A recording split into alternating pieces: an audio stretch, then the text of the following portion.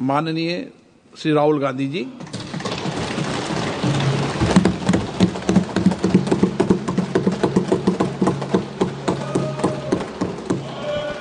Thank you, Speaker Sir, for allowing me to speak on the President's address.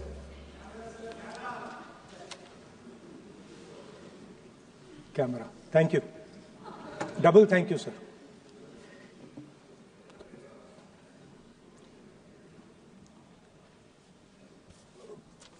I heard the President's address. I sat there with Kharge ji and I listened to it. And I must say, I struggled through the President's address to maintain my attention on what was being said, because I had heard pretty much the same President's address the last time and the time before that and the time before that. And it was the same laundry list of things that the government has done. We have done this, we have done this, we have done this, 50 or 100 things that the government has done. And so while I was sitting there, I was thinking, okay, I am being critical about what is being said. And I am saying that this is not the type of President's address that should be delivered. Well, the question came to my mind, what type of address would an India Gathbandhan government deliver? How would that address be different than the address we heard? Because it's no point me saying that it is a laundry list and then not providing an alternative idea. And so today I would like to lay out some dimensions of what an alternative address would look like, what the India Gathbandhan would probably focus on, and where we would lay emphasis. The future of this country is going to be decided by the young men and women of this country, the youth of this country. So I think anything we say has to be addressed to them, has to be spoken to them. The first thing in front of us, and this is something I'm sure the Prime Minister would accept, and pretty much everybody in this room will accept, is that even though we have grown fast, we are growing slightly slower now, but we are still growing. A universal problem that we have faced is that we have not been able to tackle the problem of unemployment. No, neither the UPA government nor today's NDA government has given a clear-cut answer to the youth of India about employment. I don't think anybody in this room will disagree with me. I'll give a little statistic for the Prime Minister. The Prime Minister, something I would agree with directionally.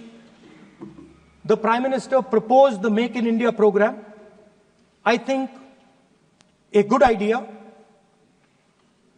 We saw the statues, we saw the functions, we saw the so-called investment, and the result is right in front of me. Manufacturing fell from 15.3% of GDP in 2014 to 12.6% of GDP today. That is the lowest share of manufacturing in 60 years. I'm not even blaming the Prime Minister, because I think it would not be fair to say he didn't try.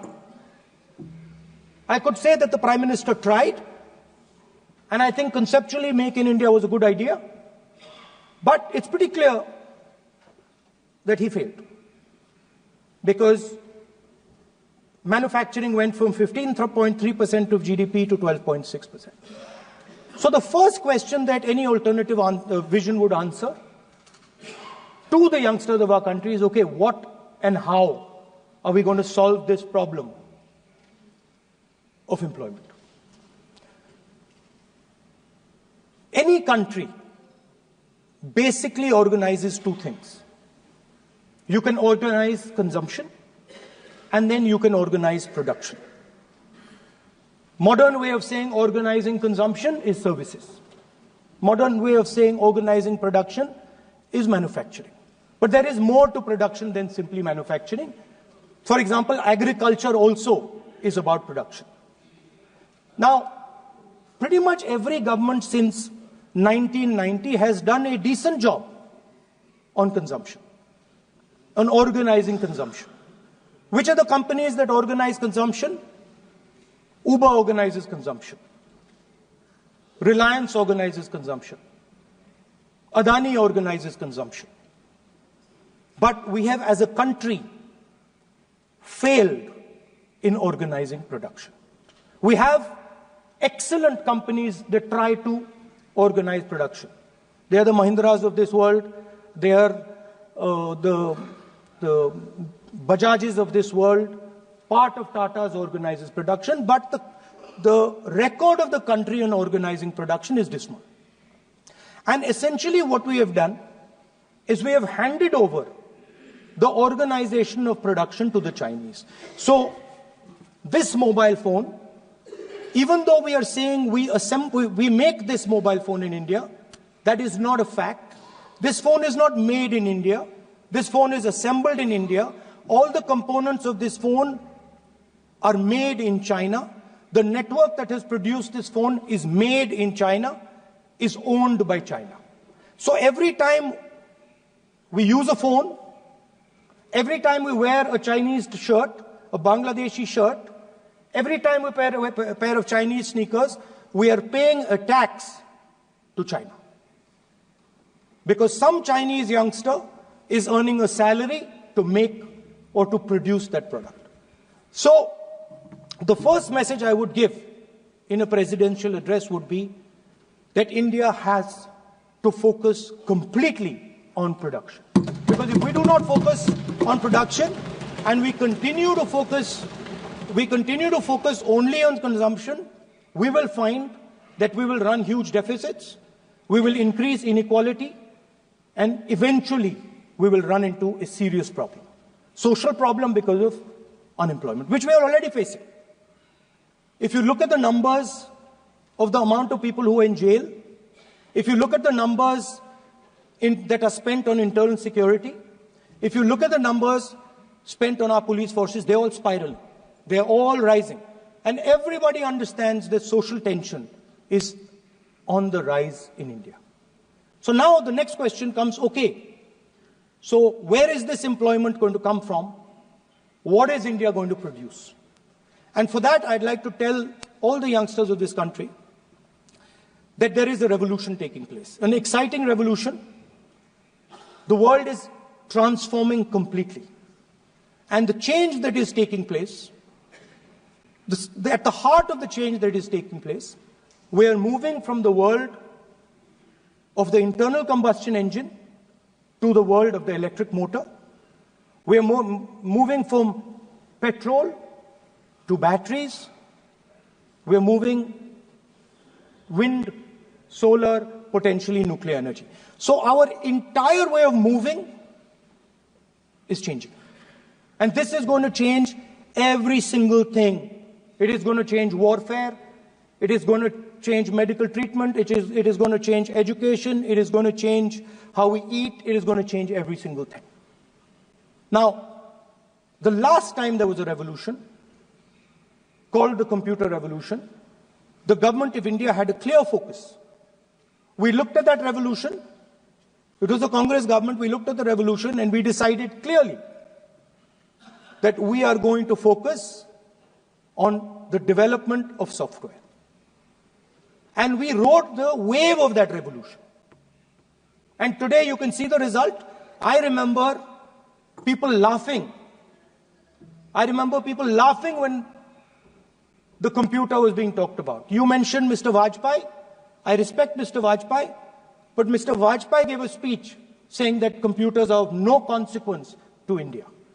So, what is important when there is a revolution? What is important is that you understand what are the drivers of that revolution and where exactly do you need to focus, where exactly do you need to sit in that revolution.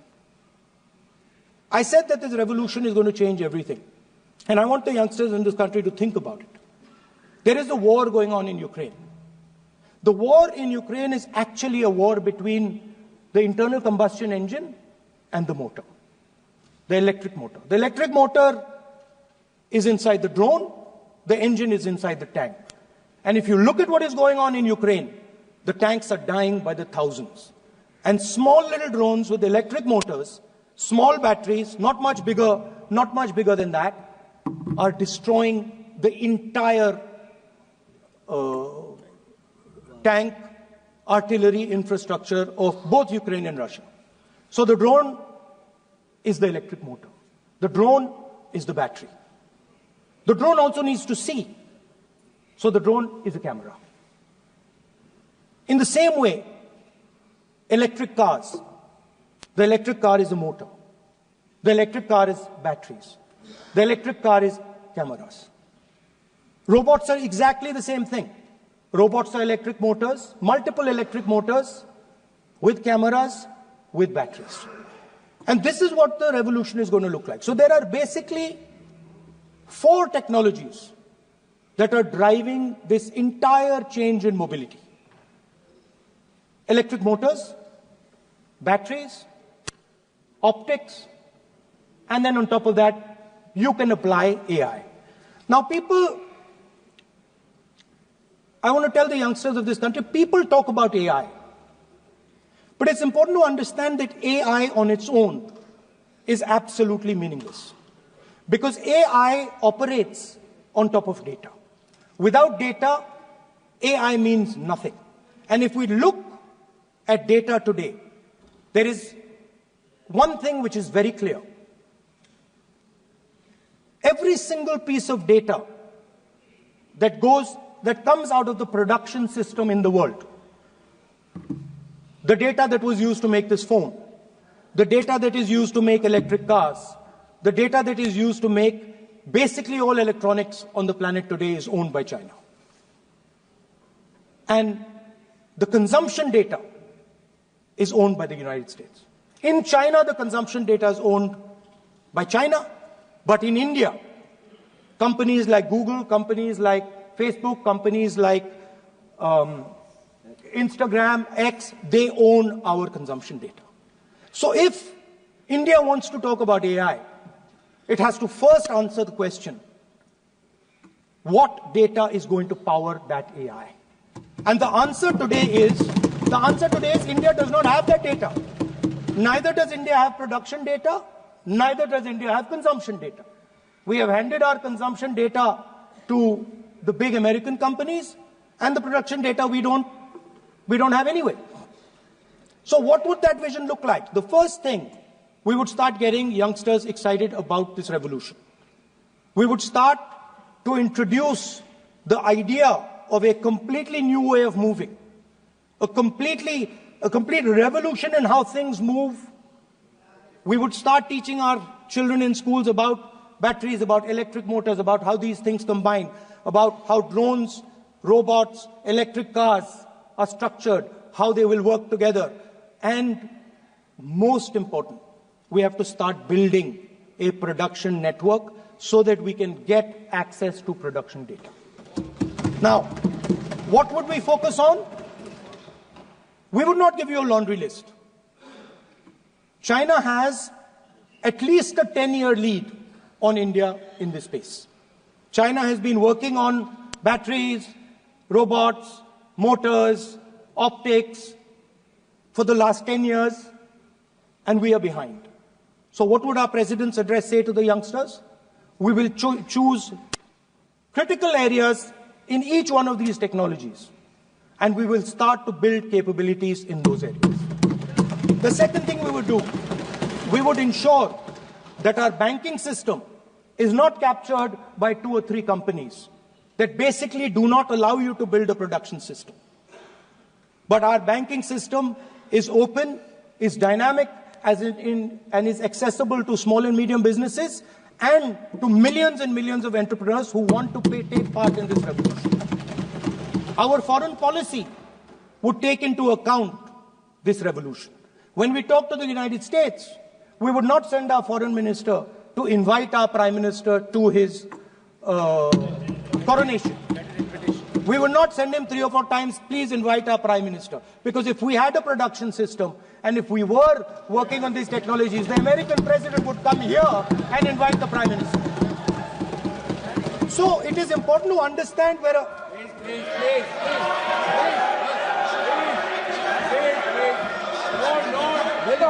foreign policy.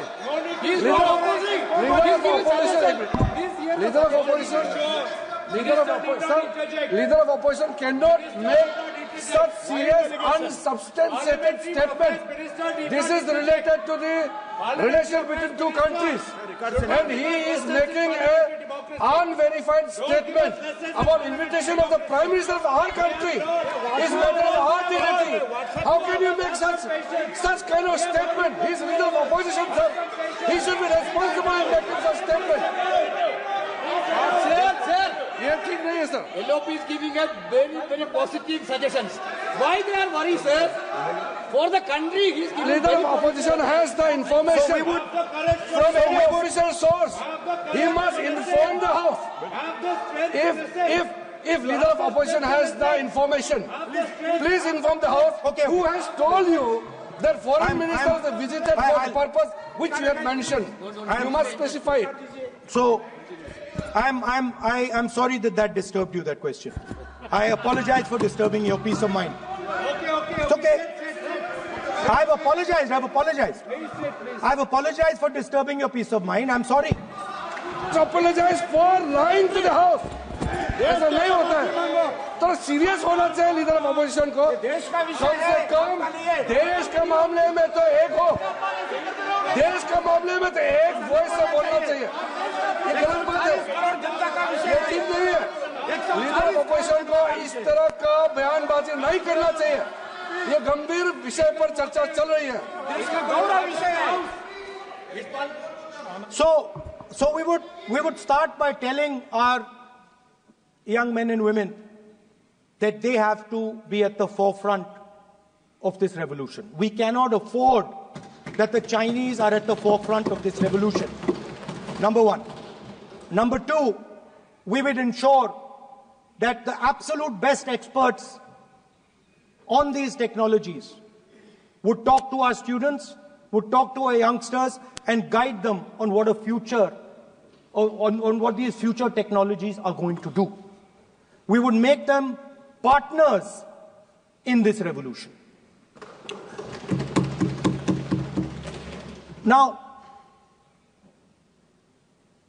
we talk about defense. And today, we have the Chinese. And the Prime Minister has denied it.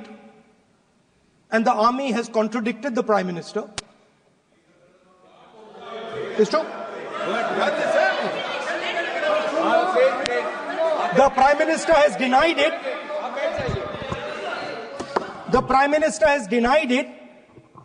And the army has disagreed with the Prime Minister that China is sitting on 4,000 square kilometers of our land, of our territory.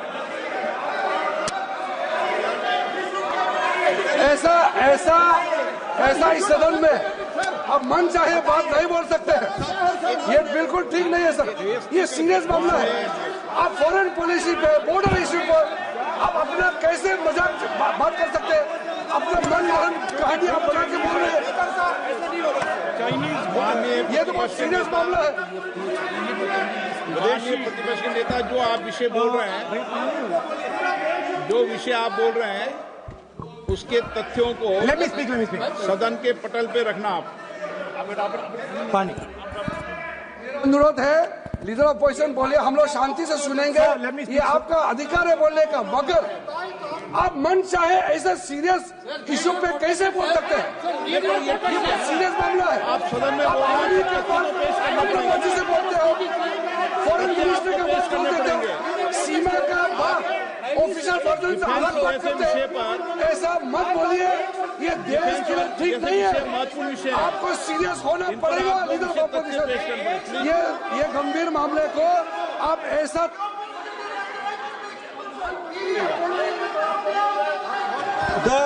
The Prime Minister has denied that Chinese forces are inside our territory, but for some reason our army keeps talking to the Chinese about their entry into our territory, and our Chief of Army Staff has said that the Chinese are inside our territory. This is a fact. This is not invention, this is a fact. Now, but the reason China is inside our territory is important. Because people think that wars are fought between armies and their weapons. But the fact of the matter is that wars are fought by industrial systems. The fact of the matter is that China has an industrial system that is far stronger, far bigger than our industrial system. And that is why they have the guts to come inside this country. The reason China is sitting inside this country is because Make in India has failed. The reason China is sitting inside this country is because India is refusing to produce. And I am worried that India is going to give up this revolution to the Chinese once again. The reason I made this reference is because everything is connected. If and when we fight a war with China, we will be fighting with Chinese electric motors, Chinese batteries, Chinese optics, and we will be buying Chinese motors, Chinese optics, Chinese batteries. It is a non-sustainable proposition. That is why for our security, for the future of our children, for the future of our country, we have to build a production system, and we cannot allow this revolution to go by. Now, the next step, we have a strategic partner called the United States. The partnership should focus on how India and the United States can work together to take advantage of this revolution. That is what the conversation should be on. Please understand that India is as important as the United States for the simple reason that they cannot build an industrial system without us. They cannot build a production system without us. No matter what they say, the Americans simply cannot do what India can do because their cost structure is much, much, much more expensive than ours. We can build things that the Americans would never imagine. India can do that. So that would be the first part of a president's address. We would talk to the youngsters in India and say to them, we want you to be partners in this revolution. We want to change the Indian banking system so you can have access to it. And we believe in you, we trust in you, and we believe you can take on the Chinese. That's the first part. The second part would be about participation. We have done a caste census in Telangana. And what we have found is shocking. Almost 90% of Telangana is either Dalit, Adivasi, backward, or minority. Almost 90%. And I am convinced that that is the story across the country. I am absolutely convinced that the OBC population of this country is not one less than 50%, possibly 55%. 16% are Dalits. 9% are Adivasis. 15% are minorities. Last budget, there was a photograph. You remember the photograph? Of course. वो मक्खन बांटने वाली, हलवा बांटने वाली photo. मैं हैरान हो गया कि इस बार फोटो ही हटा दी. हलवा खिलाया मगर दिखाया नहीं किसको खिला रहे. Please. So at the center of any new development paradigm for this country, which runs parallel with the production paradigm I spoke of, which works together with the production paradigm I spoke of, is the participation of lower castes, OBCs, Dalits, Adivasis in the wealth of this country. If we look at the largest corporates in this country, they're all owned. None of them are owned by OBCs. None of them are owned by Dalits. None of them are owned by tribals. If we look at the biggest media companies that support the Prime Minister, every day we see the Prime Minister's pleasant face, smiling face on these media. None of them are owned by OBCs. None of them are owned by Dalits. None of them are owned by Adivasis. This is the fact. So central to any new development paradigm is the architecture of a new paradigm. And that architecture of the new paradigm can only be built once the caste census is placed on this table. Because once the caste census is placed on the table, we will know exactly how much of this country's wealth, how much of this country's power, how many of this country's institutions are owned by 90% of this country. There are OBC MPs in the BJP. There are OBC MPs in the BJP. There are Dalit MPs in the BJP. There are Adivasi MPs in the BJP. Remember, you are OBCs, you have 50% of the population and you have absolutely no power. I know that you're sitting there and you cannot even open your mouth. That is the truth of the country. प्रधानमंत्री का चेहरा आपको दिखाई नहीं देता है. जाति जनगणना, प्रधानमंत्री का चेहरा आपको दिखाई नहीं देता है. आर्किटेक्चर, अंधे हो गए participation, revolution in this country that we are going to bring. ये अंधेरा हो गया है. पार्लियामेंट में है. ये कुछ दिखता नहीं है. सोनिया गांधी, प्रियंका, ये लीडर ऑपोजिशन को कुछ दिखाई नहीं देता है.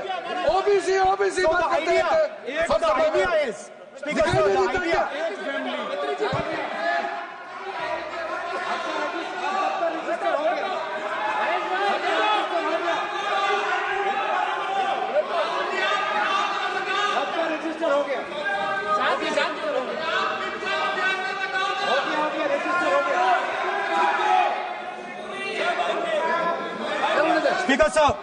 Speaker sir, so the idea is, on one side, allow India and the Indian youngsters to participate in the coming mobility revolution. Allow them to participate in building robots, in building drones, in building electronic items, in building EVs. And on the other side, running parallel.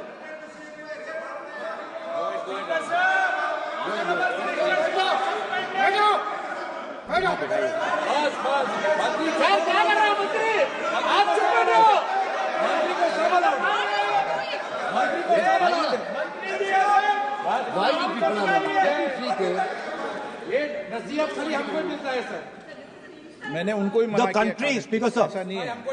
So आप भी बहुत disturbance करते हैं. Okay, Speaker sir. So parallel ideas. One idea: participate in the mobility revolution. Whether you're thinking of economy, weapons, production, healthcare, India should participate in this revolution.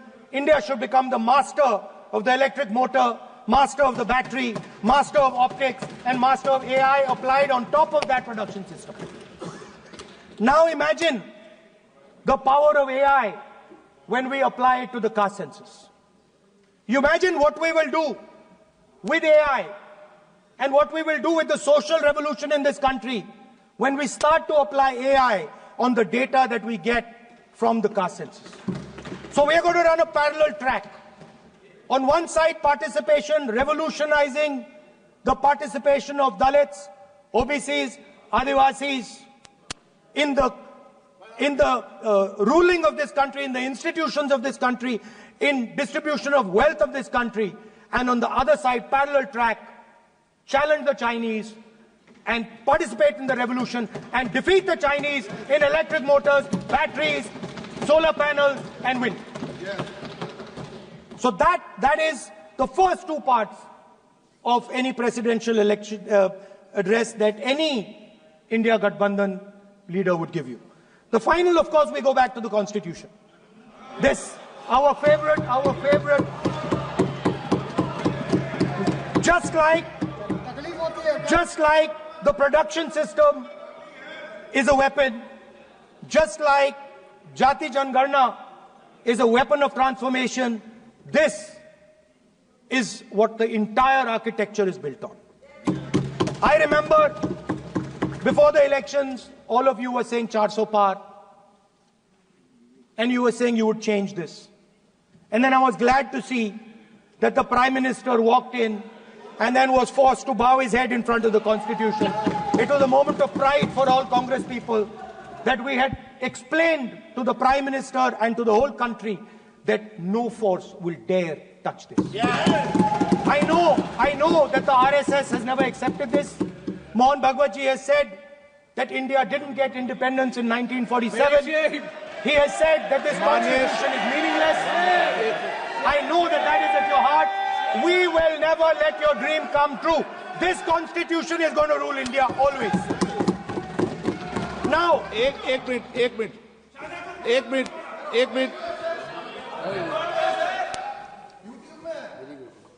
आप प्रतिपक्ष के नेता हैं,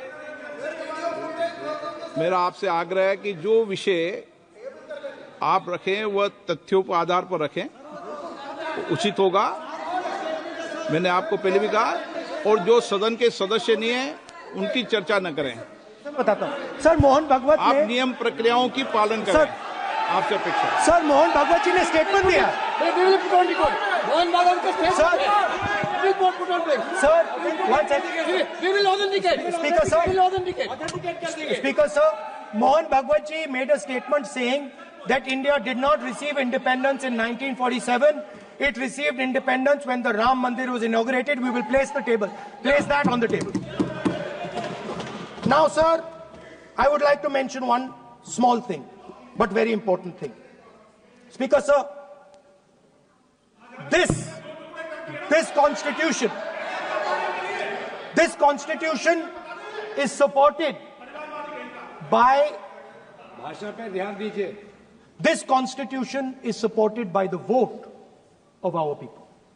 Without the secure vote of the Indian people, this constitution means nothing. Now I want to bring to the notice of this House some data, some information about the Maharashtra election. Very simple stuff. Speaker, sir, between the Lok Sabha election,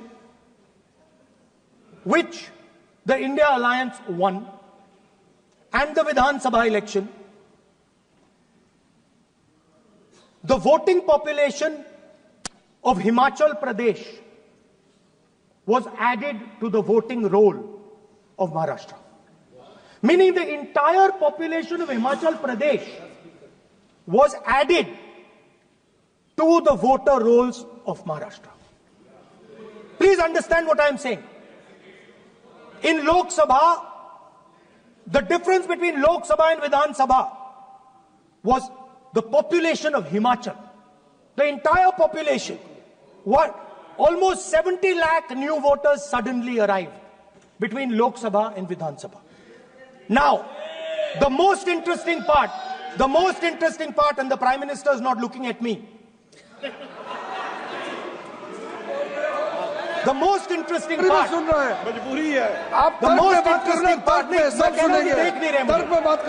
मुंह नीचे कर लिया suddenly. the most interesting part is,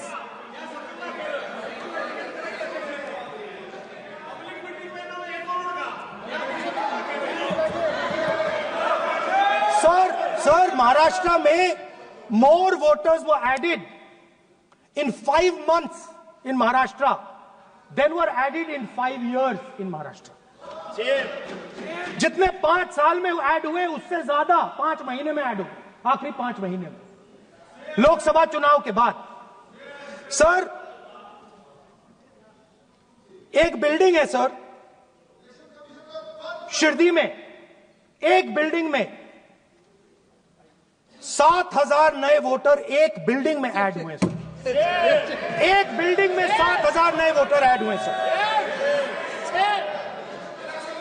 sir, मैं कोई आरोप नहीं लगा रहा हूं, मैं कोई आरोप नहीं लगा रहा हूं, मैं सिर्फ ये कह रहा हूं सर कि ये इसमें कुछ ना कुछ प्रॉब्लमैटिक है कि हिमाचल प्रदेश जितने बड़े वोटर्स लोकसभा के बाद जादू से आ जाते हैं।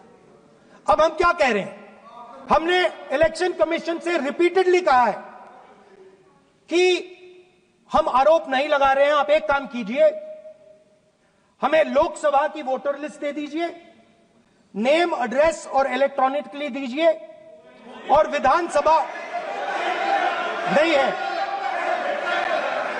नहीं सर, नहीं नहीं नहीं नहीं नहीं नहीं स्पीकर सर वो सब वेबसाइट पे रहती है, सब जानते हैं, कभी भी कोई निकाल सकता है। स्पीकर सर, मैं समझा देता हूं सर। स्पीकर सर, वो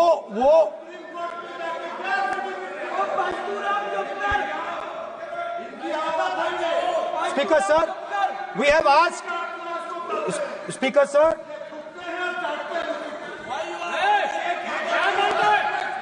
Speaker sir, we are asking this question. We are asking this. Speaker sir, population of Himachal Pradesh. Please. Population of Himachal Pradesh has voted. Extra has voted in Maharashtra. We are saying to the Election Commission, please give us the names and addresses and polling booths of all the workers in the Lok Sabha and all the workers in the Vidhan Sabha, so we can calculate who these new workers are, who these new voters are. Interestingly, the new voters are mostly in the constituencies that the BJP has swept.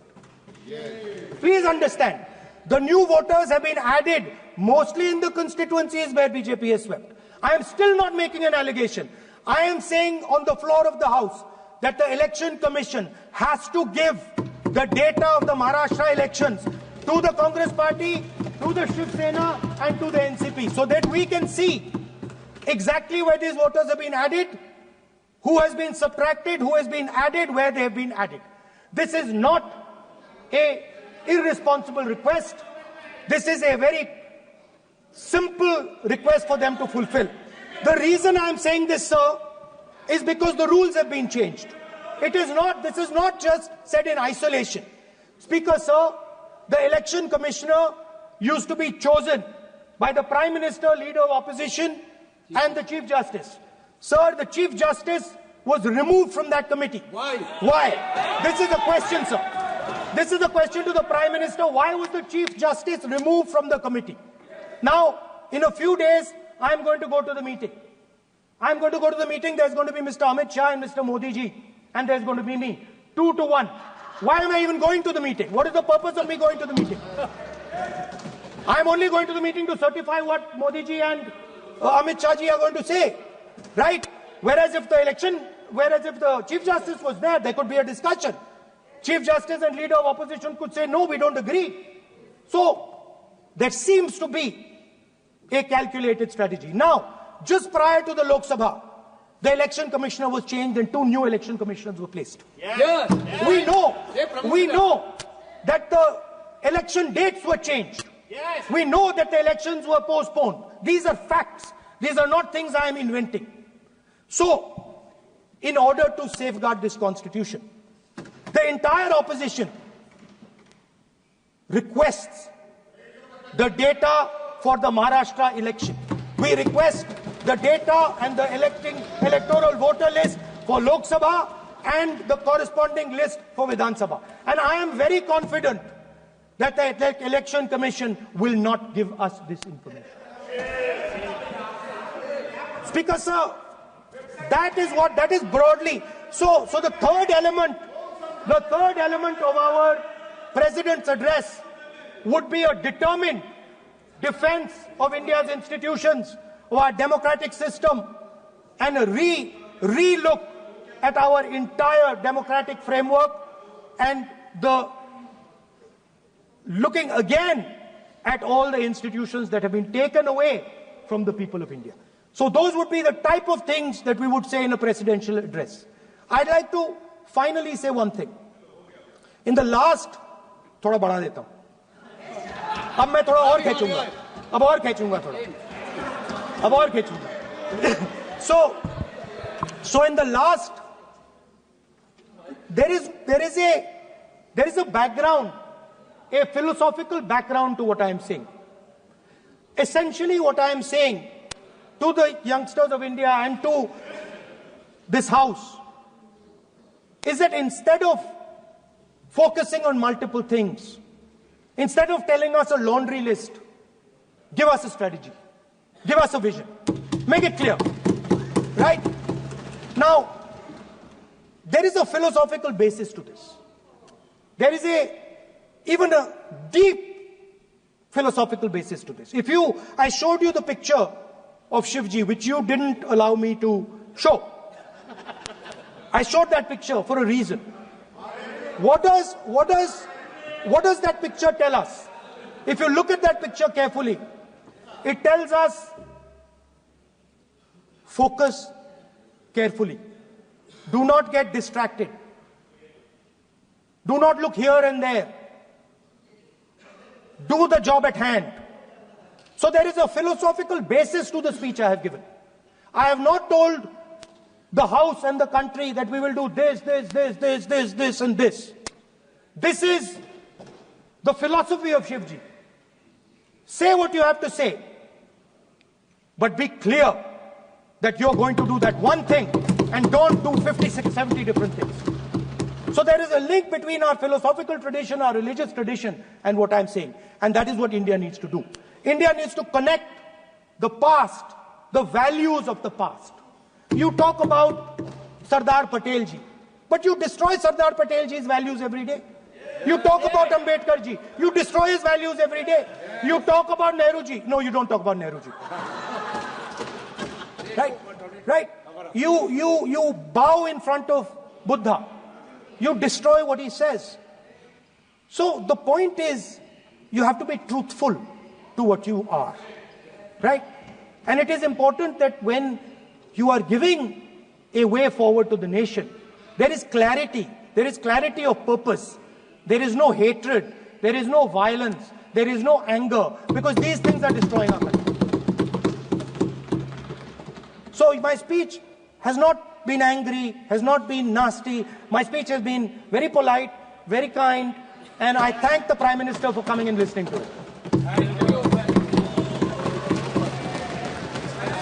माननीय